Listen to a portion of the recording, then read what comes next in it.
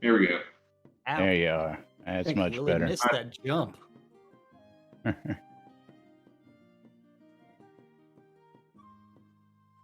get this a little more likable. Alrighty. 20 seconds till radio time.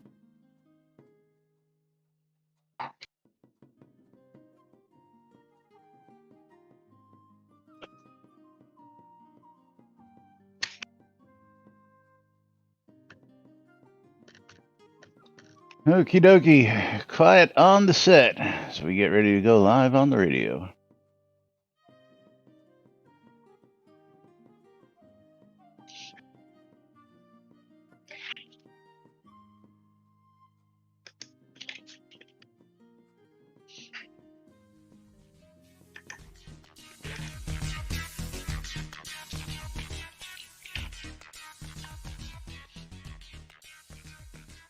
Zoom Room video sponsored by the BMC.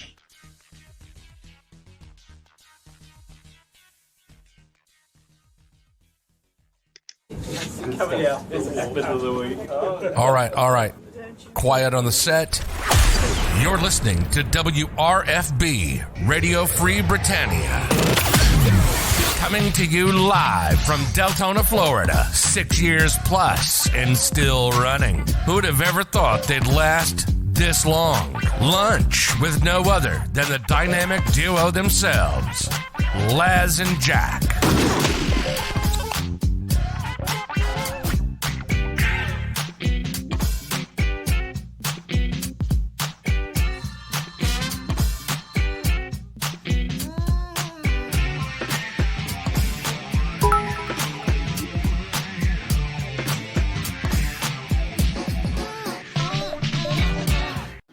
And greetings, everybody. This is Laz. And this is Jack. And today we are joined by some extra special guests over there. Yes. So welcome. Today's That's show is right. going to be a little bit different than normal because we are going to remove ourselves from the primary screens and make Katrina Magencia and Chris Atos Spears our chief interrogators. No, wait. We're not interrogating. That's going to be Katrina interrogating Chris and holding him to the fire. That's right. Today we've got a special Lord of the Isle event where Trina, who is above me, Chris is above Jack over there, is sharing his Lord of the Isle pledge time one-on-one with Chris, with you guys and us here, right here live on NBNN. So real quick, Trina, quick introduction. Thank you, Aldo. Thank you, Torque, for the host. Trina, introduce yourself. Tell everybody a little about yourself real quick. Sure. Just real quick, been playing and following the game since 2013. In the Navy as a chaplain, and happy to share this experience with everybody out there in Lunch with Laz and Jack. Thank you. Very cool. And of course, a man who needs no introduction, Chris Atos Spears, tech director and lead on the game, and the man in charge. And with that, we're not going to hold you up long here. We're going to let you get right down to it. So, gentlemen, it's all yours for the next hour or so. So go ahead and take it away. Our way. All right, Chris. So yeah, it is good to meet you face to face. Just a quick preference for everybody watching. Some of the questions I have may be common knowledge to everybody but myself. So, what we say is GTS, Google that stuff. So maybe I would have known just to Google. But I do have a few questions, at least 3. One of them I've been asked to ask you, and then one's near and dear to my heart. So I'll start off with that one. And kind of following the game since 2013, and then starting to fund the game in 2014 and playing onwards. It seems like Lord British and Darkstar, their presence has kind of diminished in the game. So I just want to ask what their official role is, how they're involved in the game, and going forward, what Lord British and Darkstar is going to be and how they're going to play out how the Avatar's future. So, and we've covered some of this on the streams before, and I try to be as honest as I can about this stuff. So Richard's involvement with the game is not huge anymore. He's mainly He realized his passion was really about story side stuff. So he is involved with that. Star is also one who they both love everybody on the project, love the project, but just can't make time in their lives for it at this point. Star has multiple big things going on. Star still jumps into our team chat, on a weekly basis, and checks in on people and relays things, and we still chat, off on the side. But his involvement in terms of running the project is, other than giving advice or occasionally throwing me like a name for work reference, like somebody who may want to work for us, like that type of stuff, is pretty much just at a social and communication, and they're basically advisory rather than actively involved in things. We've been, that's pretty much how it's been for a year or so now. But they are still, again, I still talk to both of those guys on a weekly basis, if not more often than that. Just catching up on things, letting them know how things are going. So that's pretty much where things are. Again, they talk to them, I still get feedback, I think the Richard Story stuff, he's got the episode 2 book, which I think we've talked. Ravlox on the on the team knows more about it than I do in terms of when things are going on. I'm not sure if he's out there watching, but I'm not sure what the status of that is. I know the book is actually done. As we saw with the last book, we tend to, when there's 3+ parties involved, Richard, we're really not involved at all in terms of the legal side of things, but there's Richard, and then there's Tracy Hickman, and then there's the people Tracy Hickman works with, and then the publisher. I worry that it'll get caught in a little bit of limbo there. But again, I know the book is actually done and has been fully edited. I just don't know at what point we can actually release it to players in digital form. So we'll see on that one. And that's like the physical book, like the first book over here. Then the Tracy and Richard wrote the first one together. Yeah, and I think there'll be a physical book.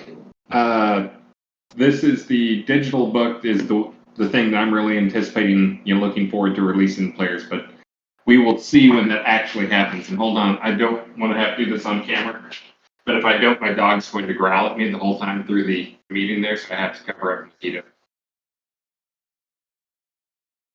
Okay. Important things. Sure.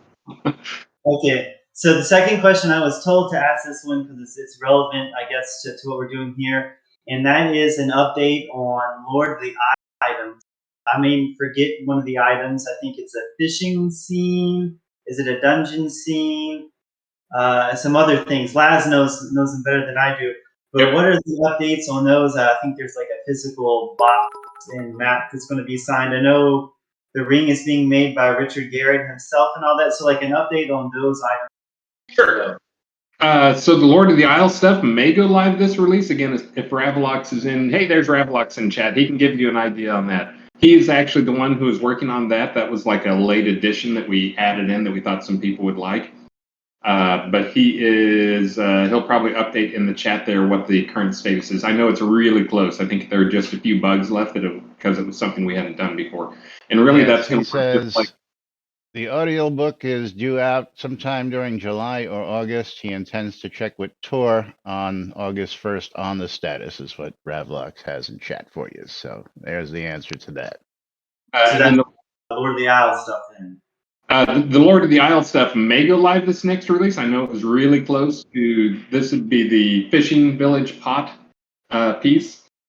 But that will go live and be handed out to all the Lord of the Isles.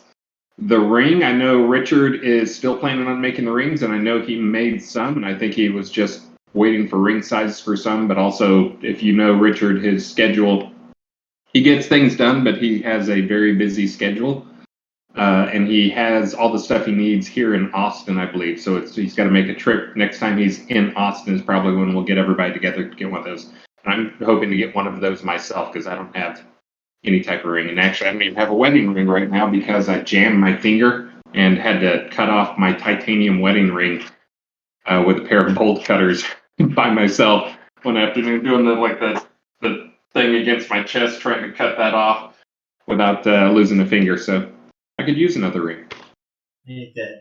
All right. So this next question it's a little involved in maybe like multiple parts, but kind of an update on where we're at episodes in game and then books as well. Because if I understand, I know I completed the actual Shroud of the Avatar quest back in 2017, and I think story wise, there hasn't been any story since. So when we can see the next episode, and then as episodes release as well, will there be items attached to them? Like episode 1, we got a shroud. So maybe episode 2, we get armor, then 3 weapons, and we kind of have this full set after the end of episode 5 that's armor and all this cool stuff. So we're continuing to work through the episode 2 stuff. We kind of took, I don't think it's any big secret, we announced it, practically bragged about that we decided that we needed to stop putting out a bunch of new content and spend a lot of time fixing bugs, polishing, improving some things. We're still in that mode, although I think we're slowly moving out of that mode.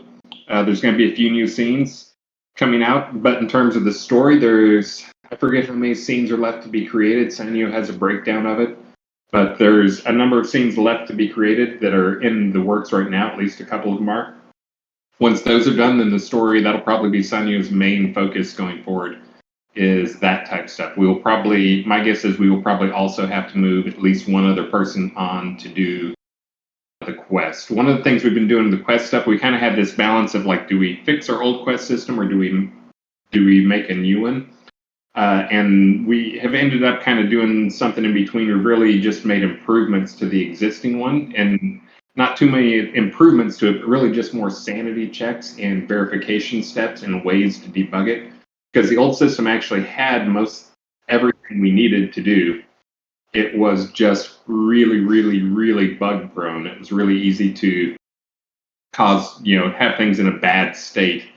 A lot of bad practices and things that were going on, including in at least a few places. There were some points where data that was needed for the quest was kept on the client side, but everything else is on the server side, and some things could easily get out of sync. Like if you were in the middle of some part of it and you crashed, then you may be in a bad state. So we've got tools now that will clear up all that, so we can actually produce quests at a faster rate than we did before. But it's still one of those time-consuming things. And step 1 is we've got the layout for for the quest line for the cities that are needed. And the cities are in production, or the scenes are in production, and the quests will come along. As for a date, I'm going to say as soon as we feel good about it. We are doing a little production on some of that stuff now, but trying to make the game overall better is right now our top priority. We will switch more into full drive mode before the end of the year. Or working on episode 2 stuff, which will focus on, again, scenes and then the story stuff to go along with that. Sure. And like I said, I know it was kind of cool because at the end of the first one, you got a Shroud. Is there any plans to give a final reward for each of the other episodes? So there will be some type of thing. The Shroud will probably be unique. One thing we ran into was, again, it's just one of those design things, is the Shroud is cool, but it was a struggle to make it feel compelling, both from a stat side of things, and then for a long time, I'm not sure if you took any breaks or were playing the whole time and watching online. For a while there, 70% of the people you would see would be wearing a Shroud, which it's one of those things that it's cool, but when every single person in the game is using it. Now we do have some systems in place now, so you can use the visuals from other things and get the stats, or use the visuals for the Shroud on something else. But as for what the other gear would be, we've talked about some things and trying to work out some more epic stuff. And again, another one of the things is there's other epic artifacts, of course, from the first storyline that right now are being talked through as how to make those things more meaningful. Something that you would actually use. Right now, they're not even hardly anything that people use. I mean, we can see people use them. So right now, one thing is just trying to make some of the other epic artifacts, like the crown and some of the other stuff, to be something players actually use. And some of that is removing the words of power type stuff, where you actually have to physically, you have to type in stuff to actually use it. That's works for a story, but does not work for an actual usable item. So, but as to what the other gear is going to be for the other episodes, there has been talk about doing the 5 episode pieces as the 5 pieces. But honestly, I'm not sure we will stick to that. We will probably do something cool, but I think there's also doing the storyline.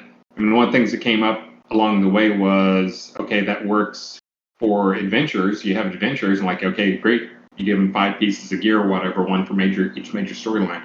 But I think there's also some stuff like, players. There's probably a lot of players out there that would like some cool decoration or housing or pot feature even that they could use, that they would get as a reward rather than just an item. And then also, again, we try to pay attention to the crafters as well and trying to pay attention to, really the 4 or more audiences that we have. The guys that are kind of PvE adventure, you got a group that's really all very storyline focused. There's a group that are, they don't care about any of that stuff. They just want to decorate, build their house, do social stuff. Then you got the crafters,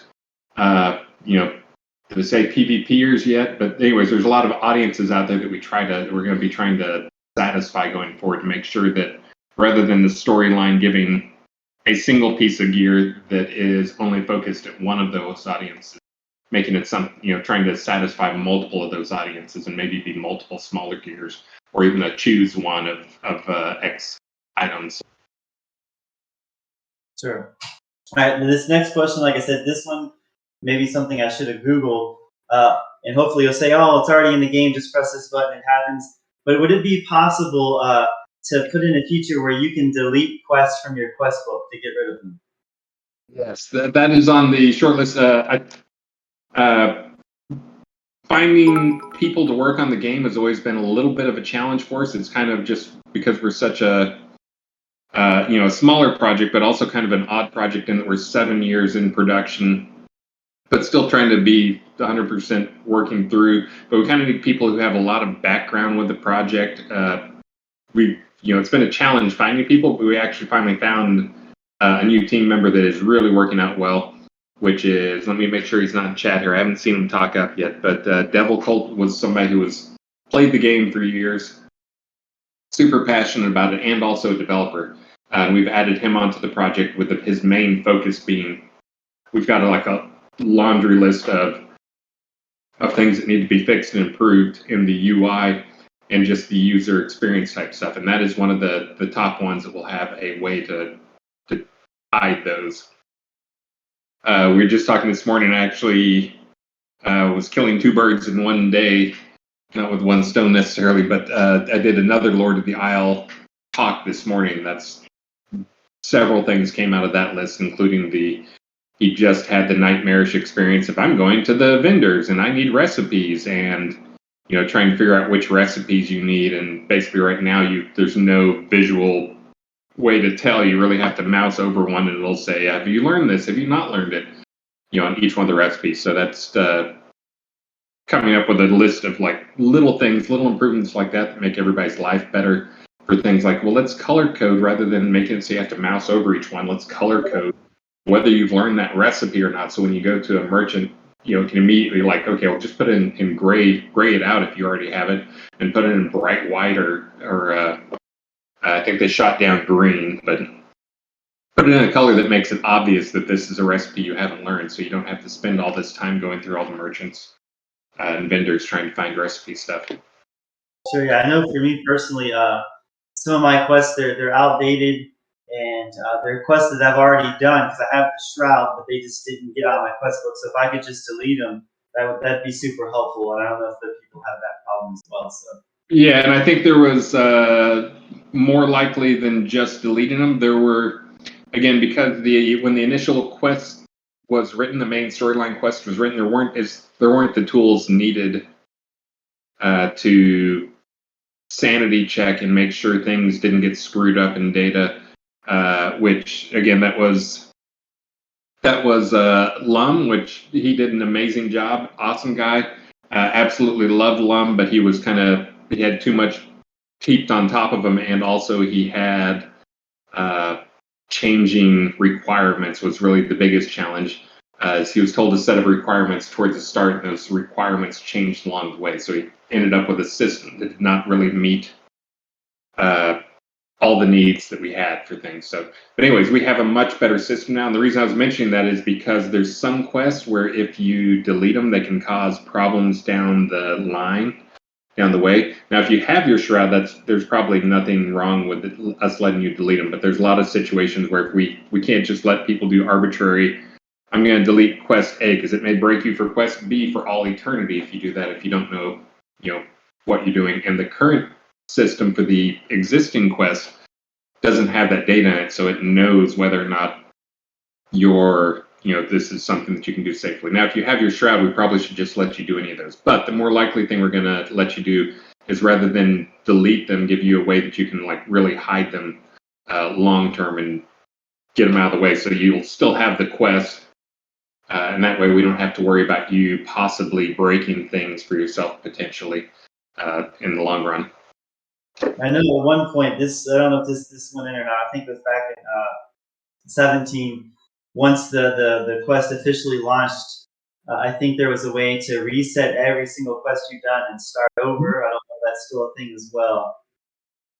Jack's shaking his head yes. So yeah, I honestly forget if we still have that. It's still maybe there. somebody can chime in chat. I forget if we. It is still there. You just have to click the gear at the login screen. Okay. Yeah, and but I also don't remember because I know we were limiting people to one of those. I'm not sure if there was a good reason for us to limit it to one or the other, for one time ever. But yeah, you can try that if you want to get rid of it if you already have your Shroud. But I also, does anybody remember, doesn't that get rid of your Shroud if you've already done it? Yes, it removes all quest items, so it would remove them. Everything. But the one thing that it may not remove is the deeds that were given, especially if you upgraded those deeds. Yeah, because those are no longer the deeds. Are you trying to tell people exploits for how to? Well, no, I've never, I have yet to do the quest reset at all. That's why I know it's still there. All right. And Sanyo just chimed in and said, yes, there's still a one-time quest reset. Nope, he's typing some more. I'm sure he'll give us some actual answers. And this is also one of those things why I meant... He did double check the double deed, and you cannot double deed, which is even better. Thank you for covering that, Econdis. But you can always start a new account and get more deeds. True. You keep your storyline deeds and reduces extreme virtue scores to a small bracket, is what Sanyo also just chimed in. So, in case you were wondering. All right. So that's that question. The next question, and I don't know all of the avenues. I came into Shroud the Avatar through Steam, but what is our current plan to reach out to different player bases on different, avenues? I know one of them coming up, or maybe it's popular already. It's like if you have an older computer, you log into this system and it can handle the game for you. Because when I first started playing, one of the biggest critiques is Shroud the Avatar was basically for older Ultima players with a lot of money. But it seems like now that the price point has changed, I believe it's free to play, that we're trying to reach out to a larger group of people. So what would you say our player base reach is? Who are we trying to get to play this game, and how are we trying to branch out to make sure that we keep the game live and healthy? Yeah. So in terms of reaching out to people, I mean, I've been doing some ads right now. It's funny. I can tell when other companies are running massive ad campaigns because I can see it in the results for my ad buys and how much it costs to get a view at a given time. So I can tell when other companies are running big ads. But yeah, I mean, that's what I think it's pretty well known. As you mentioned, we're reducing values on a lot of things or prices on a lot of things, trying to pull in a wider audience and make it less about, a game that focuses on whales and get it really more to a, common person type level of pricing.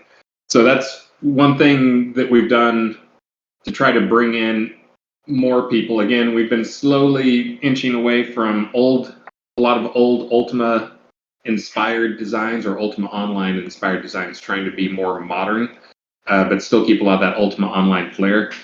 And again, that's again to reach out to a larger audience, because when you start talking about, we want to get all the Ultima Online players who quit Ultima Online but are still in MMOs and haven't moved on to a modern MMO, you're talking about a pretty small audience of people. We're trying to, one, make the game better. I think my 7-year-old just printed a certificate for her game, so it always makes my power flicker. So sorry if I go offline here.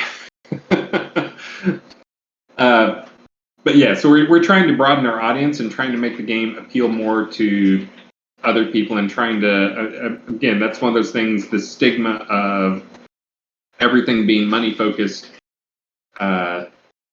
still hurts the project. I think there's still a lot of that type of bad memories from some people who looked at the project a while back. So we're trying to just continue to improve that, broaden the game design aspect to be more appealing to more players, and again, draw on a wider audience.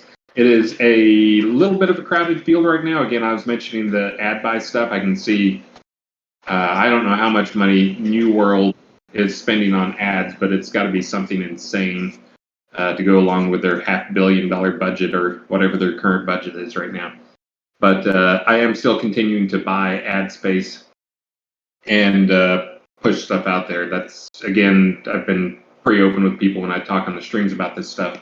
We've got a number of places we buy. We actually do through Google AdWords, but also doing through Facebook. Our actual best current solution for that's for buying ads and getting new people into game. Just looking at the metrics and trying to, as much as possible, track how many people from ad buy to actually making it into the game, has been videos on Facebook, actual videos of the game that are appealing. So that's actually something that I think is kind of a symbiotic relationship between us and some guys out there that are making videos. I know Oswald just made a bunch of videos that were really great help videos. And we try to help him out by, he makes the videos for his channel for our game, and then we pay to promote the videos, which helps us bring in people, but it also brings in people to his channel and helps promote his channel. So that's something that's been working well for us. But again, yeah, as you mentioned, we're trying to expand our audience, move beyond just the initial Kickstarter type people, trying to get past the negative stereotype of this is a game for Ultima Online whales. So sure. I don't know if you have these numbers, if you even want to share them if you did, but has the player base, has it increased? Is it similar, getting more players in, more people that just want to come and play the game versus own these expensive lots and such? Mm-hmm. So the player base has been pretty flat in terms of actual players who log into the game. I think activities of players have shifted around some. We've never been a mass market game. I don't think that's any big thing. There's, in terms of active players, there's about 10,000 active players that log in. But there's, again, I would love to expand that. And how many players in game, what the players are actually doing seems to have shifted some over time. And this is one of those things, like we don't like to talk about numbers, not because we're trying to be super secret or anything like that, but we feel it doesn't help the game to talk about numbers unless you have some really big numbers to throw out there, because people will always, no one looks around and compares us and says, oh, well, they've got this number of active players, and Project Gorgon or some other game in the kind of the same market has this number of players. Never do that comparison. Everybody always looks and compares, what is your game doing compared to the best game in the market or in the world right now, or this game that just launched. So sharing numbers is not something we try to avoid doing. It just doesn't have any positive effect, even though players want to hear it. We try to make sure we have enough players at all times, and I think we have enough players to make the world feel, full enough. Would I love more players? Absolutely. It's just a tough market to try to attract players, and it's been really tough, again, as I mentioned, living down that negative stereotype of it's some type of cash grab, or, Richard's taking the money so he can go to space or whatever, which was absolute complete nonsense. But Yeah. I want to say he went to space before this game launched. Don't quote me on that though. Yeah. Now he's going. Now it's he wants the money so he can go to the bottom of the ocean again. Which, and actually, I guess right now he's up on a research vessel. They're looking for a lost ship.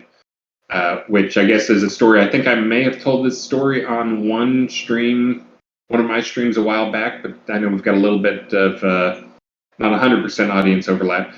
Richard actually, that stuff, Richard doesn't pay for it. He paid for going to space. He does not pay for any of the stuff he's done in the past, at least 2 years, I know.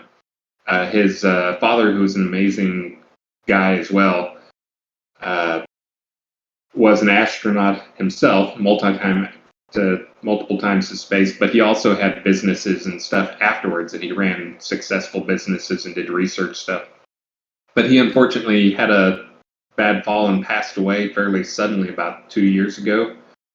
And part of his will to Richard was he left him a bunch of money, but he left it as an adventure trust, where it's a big chunk of money. All he can use the money for, though, is I think there's like maybe some stuff for doing the kids stuff for the grandkids, but it's almost all for Richard. You must go adventure, and you can only spend this money on adventures. So when you see him doing some wacky thing to get some, in the newspaper or whatever, it's almost certainly because his dad left him that trust that gives him a big chunk of money that he has to spend every year to go adventure to make sure he adventures. So. Sure. Anyway, totally off topic, but in case you see Richard out doing stuff, it is some of that stuff. That was, I can tell you from before we did the Kickstarter, there were some people who said, a Kickstarter shouldn't be done because people will immediately look and say, it's Richard Garrett and he wants our money. He wants us to give us our money. And that's, to a large extent, we all knew that was going to be a bit of a problem. Still, I think people got it and people understand that just because you've had a success in the past, now you're married with kids much later on, that doesn't mean you have to pull out all your money. And I think that Richard also, in terms of, I saw people when that was going on and the trolls were trolling on that stuff, people were saying, Richard's a billionaire, why does he need that stuff? Richard is not a billionaire. He was very open that when he went to space, he spent the majority of his money, his life savings going to space. So he's not a billionaire. He's not having to rub pennies together and work street corners or anything, but I'd be working street corners begging, not working street corners for sex or something. All right, so this next question, I asked it back, I want to say also around 2016, 2017, when they were like the streams and stuff. I kind of have an idea what the answer is going to be, but I figured I'd ask it anyways. Is there any plans, and I think the running joke back in the day, I think you even may have said it, but don't quote me, was the very old trees. Was there any plans to not upgrade necessarily or make better, but is there a plan to streamline all the graphics in the game so they're all the same, so it doesn't look like a hodgepodge? This graphic looks really old and updated. This one looks very new, so the game seems cluttered. Where something like Crowfall, all the graphics are the same. They may not be good or bad, but it's all consistent to make the graphics of the game consistent. Yeah. Well, let me just say congratulations, Crowfall guys, for launching. But also, their friends here. They're in Austin. In case people didn't know, they're old friends of ours. That's Gordon and Todd, and then I've got probably half dozen people I've worked with who are working on Crowfall. But also, that's one thing that they did that is absolutely freaking amazing, is they actually have a real solid art style that all feels consistent and the same. Now, they also, I will point out, they have I don't think most people realize this, but they have a much bigger money base. If you notice, they did less crowdfunding. It's mostly because their money came in from external sources. So that helps them a lot in that they could plan from day one, that they knew this is how much money we have. So not only did they have more money, but they knew they could plan for money and what their runways were and how much they could spend on stuff. They also have a much, much smaller art library in terms of what they have.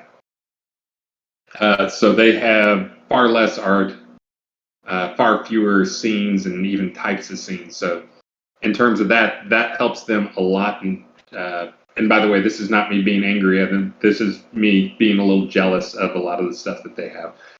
They did an amazing job with their art style. But it does help them, like all the things I just named, really helps them have a very consistent art style. And, again, they launched 3 years, 4 years later than we did, despite kickstarting just after us. So they had a much longer runway to make sure all that stuff got done and got polished. We wanted to do something a little different, and a lot of our stuff was rushed. But then in addition to that, I think there was a lack of a coherent art style early on. We went through several lead artist types along the way and lead level designers who were all good, but also I think they were, just like some of the story stuff, they were being pushed and pulled in a lot of different directions, and also feeling rushed because not knowing what type of runway there really was or how much art, assets. When you look at like putting together a complete art set, that's a massive undertaking.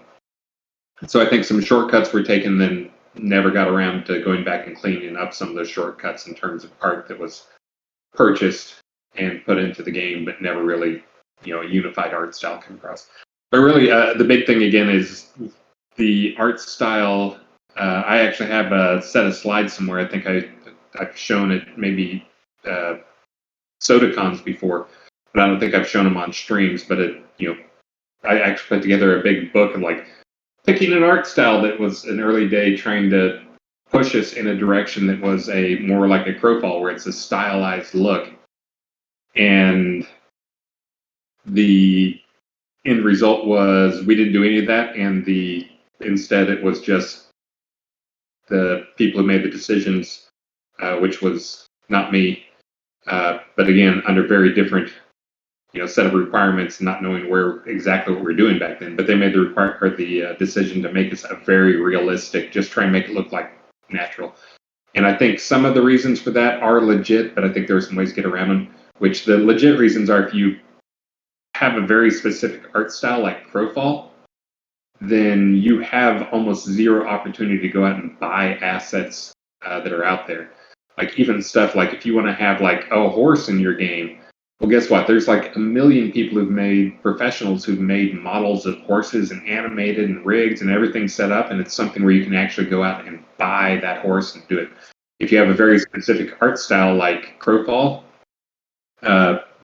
then it helps in a lot of ways in terms of visuals, and you can, it's very easy to tell this is a piece of Crowfall art, and it looks very certain way, very, specific stylized and assets and how they do their textures and the shading and the lack of shadows. But you can't go out and buy much art. It's really tough to go out and buy art and adapt it to your game. So again, there's reasons for both ways. I think there's some of that being done in maps going forward, is trying to make sure there's some more consistency in terms of the art and the styles.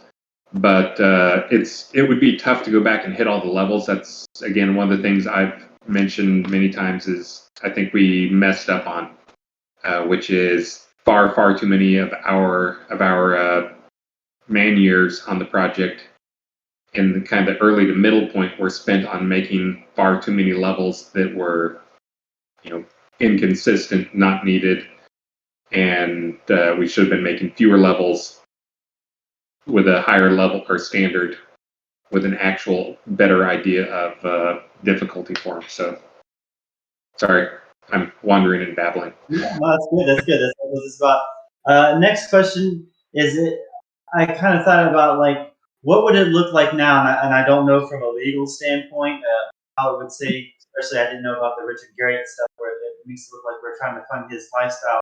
But now that the game has some years under its belt, it has some clout, so we can kind of say, this is going to be around for a little bit.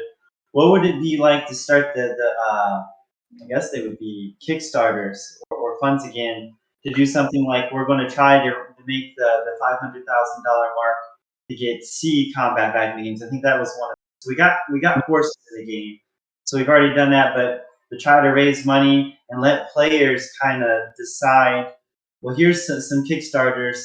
Would you like to see airship combat, or let's see ship combat, and we'll start another fundraiser, and if we hit the goal, we'll have money and we can specifically add that in? Or would that be just a logistical nightmare, legal nightmare? How would something like that work? I mean, we throw ideas around on the team, and that's one of those things that has come up occasionally.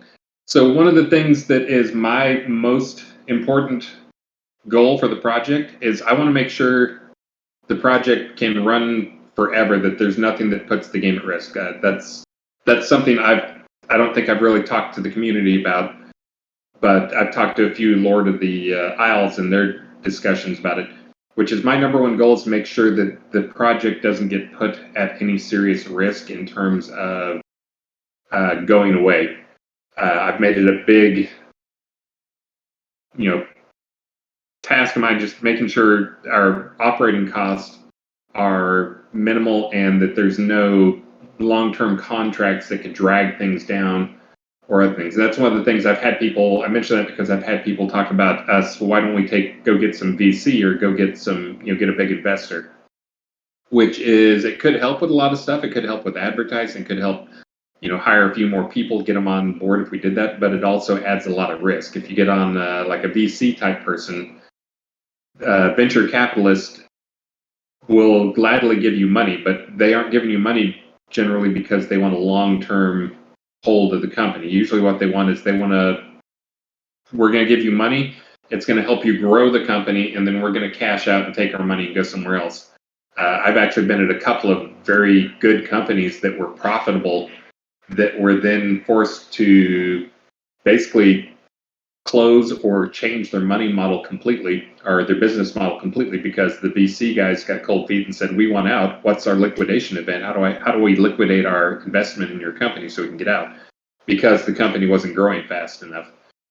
For one of those, it was supposed to go public, but it couldn't go public because of stock market stuff at the time was preventing it.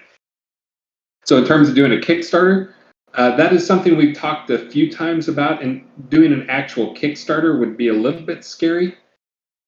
The main attraction, honestly, for me for doing a Kickstarter is hopefully getting some more exposure to the project. Again, I've mentioned that our big challenge is getting people into the project, getting them to try it. Anything we can do to get that type of exposure is good. The fear, of course, with that is you do a Kickstarter and it fails. That's kind of the wrong type of exposure. Then it's just one more like, hey, let's throw the trolls some more red meat out there so they have something to chew on. If you did a Kickstarter and failed, so it's tough to figure out what works best. Doing a Kickstarter to add a feature, we for a while we had in-game stretch goal type stuff, which was actually one of my ideas, which I think, honestly, to at least some extent was a flop. Which was the idea of, we're going to sell whatever it is, and then if it generates this amount of money, then it will say stretch goal hit, and we'll add that feature, which could be for things like mounts and elf races and other stuff like that. And pretty much all of those, we run into the same thing. People don't want to put money behind it. We have a small enough audience. If you look at it, I already said like 10,000 people. Well, if only 1,000 of those people are actually people who are willing to put up money, actually put money into the game, and then you're talking about adding a feature like, entirely new race. Let's make elves a playable race, or kobolds a playable race. That's a huge investment on our time in terms of just both content and polish and getting things working well. So how do we price that? If we price it at a high price and make it like a $500, how many people do we have to get into that? Because you're talking about that's probably in the neighborhood of $250,000 to $500,000 worth. If you start doing the math on how to get money for a stretch goal like that from a smaller audience, it's really tough for it to make sense, which is part of why we haven't gone back to that. And that's kind of what we saw before when we did like horses and elves and things like that. Now, I think that the thing that I had in that I think made it somewhat not a success was the idea that we'll give you something now, you buy whatever it is, and we give you something now, and then if we hit the stretch goal, then we do the other thing. But I think unless we set some crazy prices or, added some real aspirational or just, large donor type stuff in there, it'd be really tough to hit a goal that actually paid for some of the big features we want in a short order, like sea combat. Because, sea combat is one of the things we continue to look at. But right now, our more practical thing is looking at, making it so you can move. If you have a ship, you can move your ship around. Basically put it into a mode where you hide every deco on the ship and then you move the ship around. But even that is still, several months worth of work that we haven't started doing much more than just exploring the cost. So stretch goals and Kickstarters are great. Again, it's tough to deal with the negative press of things when you're a small market game. So again, tough when you put it on paper and try to figure out how to make it work. It's hard to figure out a way that it would be successful as anything other than a PR grab. Sure. All right. With time, this will be my last question. This is kind of the chaplain in me asking you this one. Is what right now excites you about Shroud the Avatar? What are you looking forward to? What gives you joy? And kind of militarily asking, what kind of gets you out of bed every morning? Oh, what gets me out of bed every morning? Besides the alarm clock. For me, I've been doing computer games. Honestly, I've been doing computer games since I had a TRS-80 with 4K of memory back, and I'm trying to think. It's got to be 40 years now. Professionally, I've been doing computer games for 30 years now. So it is one of those things I think people question, but I honestly love just developing computer games and seeing. For me, what gets me out of bed in the morning is honestly a lot of the community stuff. The same people that gets a lot of the players excited, in that I can talk to players like you, and just from talking to them, it inspires me to, here's something I can do that will actually improve the life, something you want, but also something a lot of other players want, and actually seeing that fairly quick turnaround. We're going to be adding some new thing, and I can give you exactly what you want. And I actually, know the person I'm talking to, and I know it's going to make them happy. So, a lot of it is talking to the players in that quick feedback loop.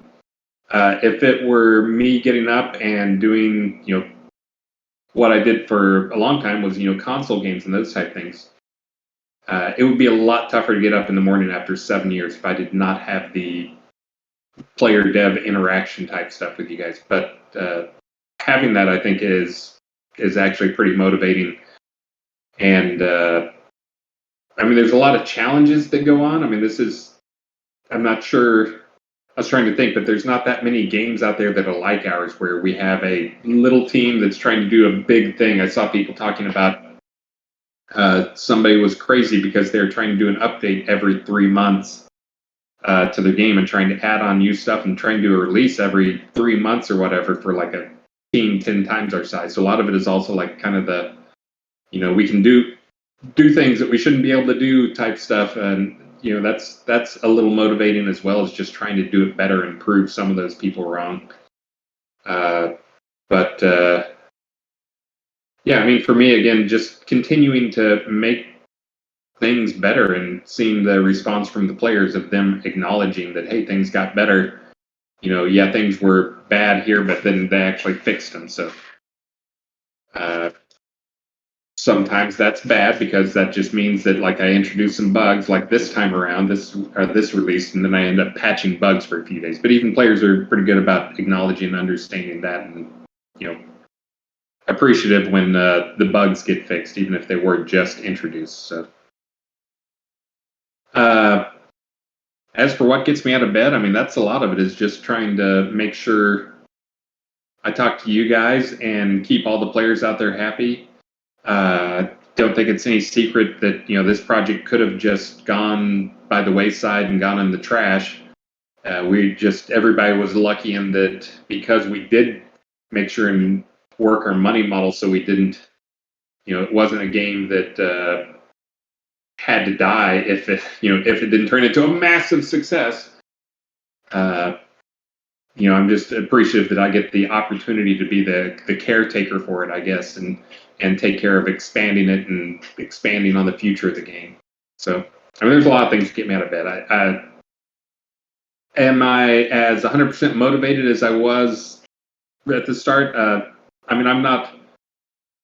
My passion has shifted, I guess, from the start. From the start, like you always have this, like I want to make, design and code. I got all these cool things, and now we're kind of in this maintenance mode where, again, it's more about my passion to make sure the end users, you guys, are all happy with what's going on, and make sure that you guys feel we're moving in the right direction, even if it is slowly in the right direction. So hopefully people do agree that we are moving at least the right direction.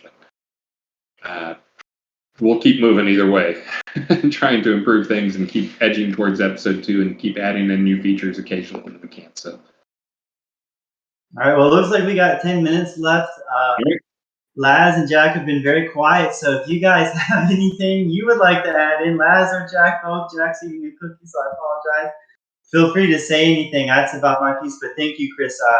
Certainly, like you said, I know that the Shroud, the Avatar, it's got, for me personally, if I could be blunt, it's not the game itself that keeps me coming back. It's absolutely the community. So thank you guys. It's probably one of the best, if not the best, community around. So that just doesn't happen, Well, I've got a couple notes here. These were comments from Ravlox on your questions out there. First, on the Lord of the Isle scenes, if you all missed it, he says, on those, he says he thinks they'll either be live this release or the following release. He's in the last push of detail after sorting out the bugs that Atos referenced.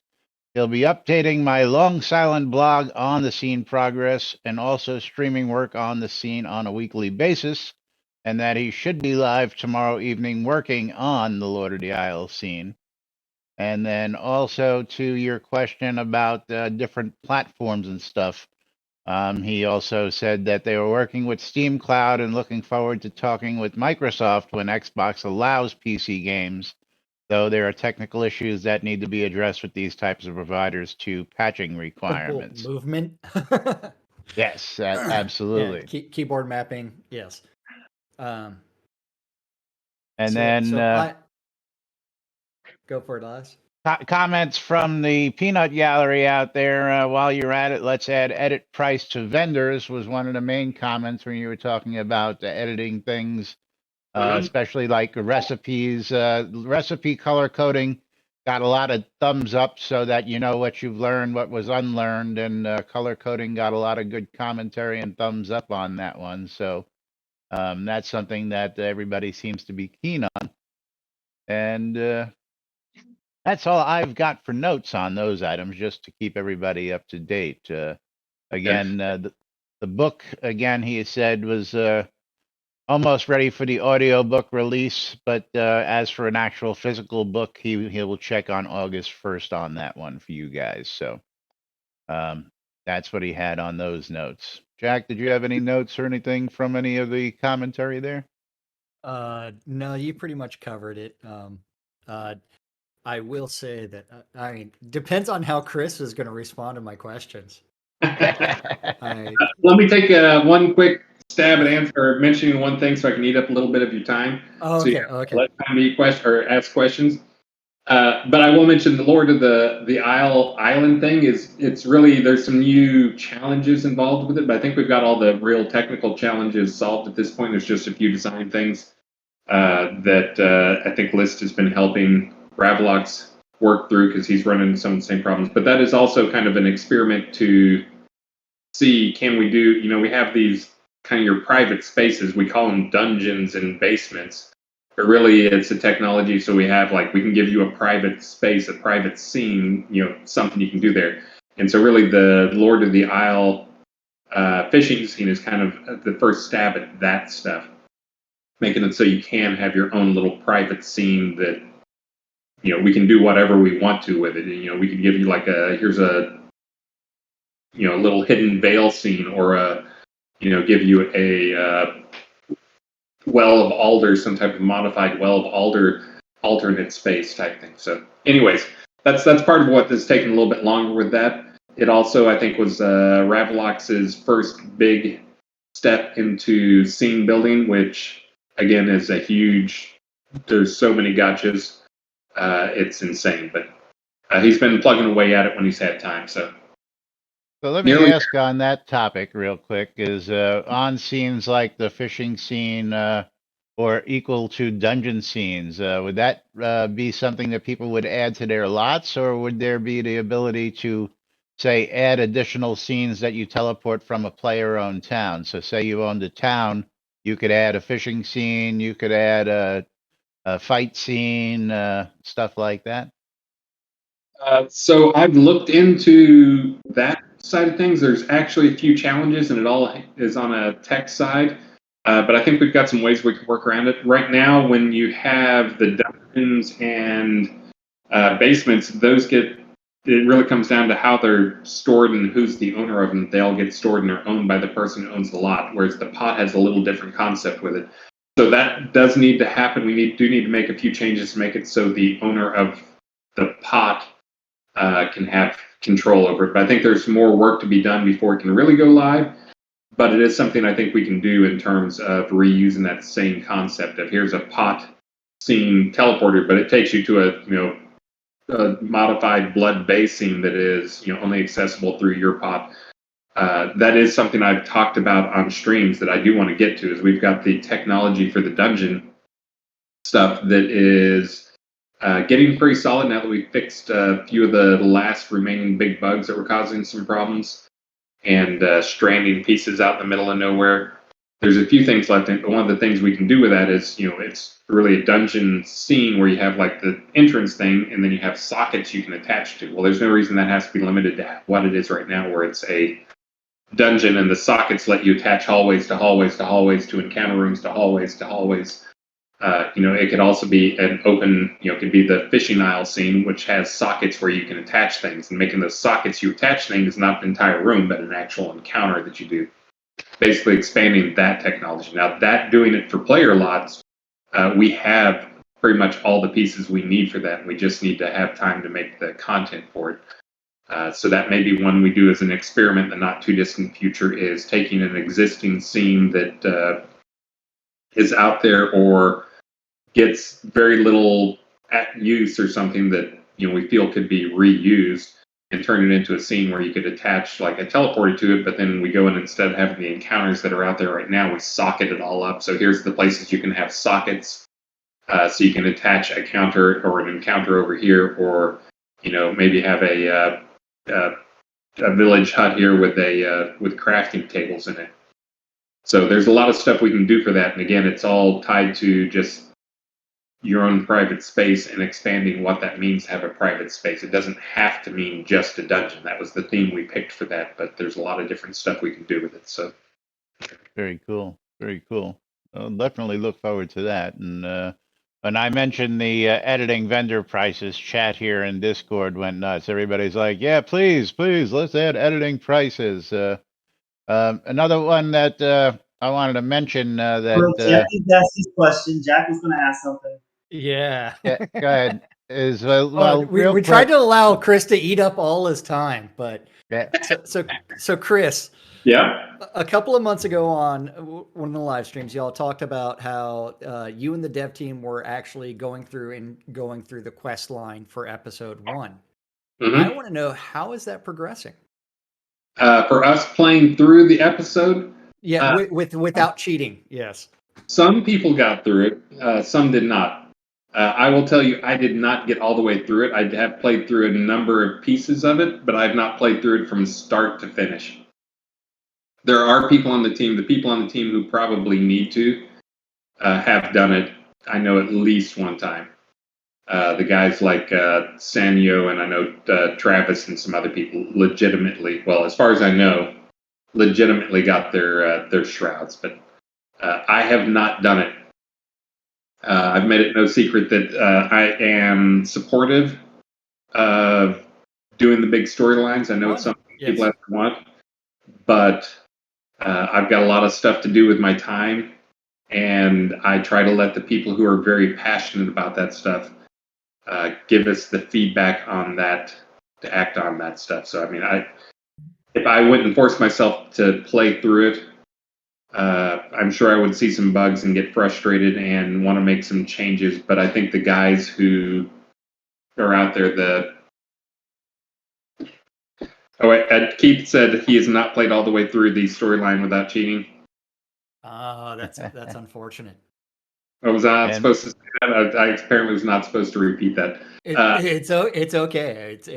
I know he's played through, but he's made a lot of it better. But anyways, listening to the people who are most passionate about it, this would be like asking Richard to go and say, Richard, you haven't done PvP enough without cheating, and I need you to become a good PvPer and complete, do a ton of PvP so you can give us feedback on it. That we would not get good responses from that. Asking people who are to give strong feedback, changing feedback on stuff they are not passionate about is not a good idea, especially when there's designers who are passionate about that stuff. So. And then my last comment, there was a question out there so is there any word on removing the negatives from this ultimate quest reward and namesake item, the Shroud of the Avatar? And you had referenced that, everybody was out there running around for a while. But Elgarian chimed in yesterday on this and said he adjusted and updated the bonuses for the Shroud to no longer feature negative values. Aggro boost was replaced with attack speed, slight adjustments to other stats to make a pure virtuous or pure anti-virtuous more appealing. Base stats with neutral virtues are now more appealing, and this will be appearing in R92, just for anybody who wanted to know about that. So the Shroud is going to be undergoing a little bit of changes, so you guys may want to break those out again here in the near future and check out the changes to that. So, and yeah, it's no secret. I've turned a lot of that the balancing of that stuff over to Elgarian. We've added this stuff along the way, and we had like stuff that you couldn't even do a year ago or 2 years ago, and we built old gear, and there's new gear, and then things have been updated, and the crafting's been updated. It was long past time for someone to go in and just spreadsheet it all again with the actual numbers where things ended up, and try and balance that stuff. And Elgarian's done an amazing job on that. So. Absolutely. You got to give big props out to the job that he's doing and David's doing out there with some of this stuff. And of course, you for keeping things pretty much on track. While we don't always agree with the changes you make, you do know that we are longtime and big supporters of the game. And we will be here for as long as the game keeps us here. So I'm going to go ahead and cut there because our hour is pretty much past due. I want to thank Chris for his time. I want to thank Trina for sharing his time with us today. And of course, I want to thank all of you folks out there for joining us. If you want to learn the Lord of the Isle emote, Katrina is going to sit here on the lot for a little while. Come on out to the lot and Katrina will teach you the Lord of the Isle emote that you can only get from a Lord of the Isle like Katrina. So come on out and visit us. We'll be sitting here for a little while. Meanwhile, make sure you're all raffled up. We're going to go ahead and pull a raffle here in a minute. And again, thank you both for your time today. Thank you all for tuning in and listening. And let's go ahead and pull that raffle. We're going to close that giveaway. I've got a game already picked out. And Jigoku won on my stream. Gorix is the winner. He's going to get himself a copy of Pixel Junk Monsters Plus Shooter Bundle. And that's a $14.99 game on Steam. Congratulations, Gorix. And again, thank you to you guys. Jigoku won himself a copy of Spacecom. So that is very cool. There. Yeah. We'll be back right here on Monday with more news and misinformation, as always, right here on NBNN. Till then, I'm Laz. That's your cue. That's Jack. That's Jack. That's Trina, and that's Chris. Laz was breaking up, so. And thanks. We are NBNN. Have a great weekend, everybody. We'll see you all on Monday. Bye-bye.